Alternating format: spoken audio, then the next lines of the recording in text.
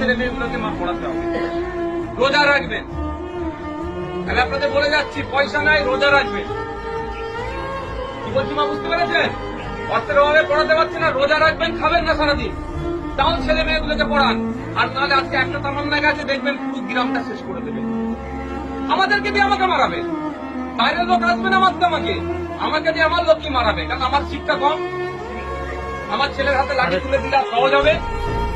আমার দাদুরা দেখুন, আপনাদের গ্রামে দেখুন, খারাপ লাগবে, দাদুরা দেখুন কারো নেতার হয়ে লাঠিয়ালগিরি করেছে, এখন বাপেরা লাঠিয়ালগিরি করছে, তারপরে ছেলেগুলোকে আবার দেখুন এরকম বোম বাঁধার বাহিনী বানাবে, তার ছেলেকে বানাবে। আর নেতার ছেলে উনি নেতা ছিলেন, এমএলএ, তার মেয়ে এমএলএ হয়ে গেল, তার ছেলে মেয়ে দেখবেন আবার চলে মেলে হবে। আপনার ছেলেগুলো কোথায়? জেলে যাবে, নাহলে রাতে অন্ধকারে মশার কামড়ে খেয়ে কবরস্থানে লুকোতে যাবে, পুলিশ তারা কাটাবে। এর বাইরে কিছু আর হবে না।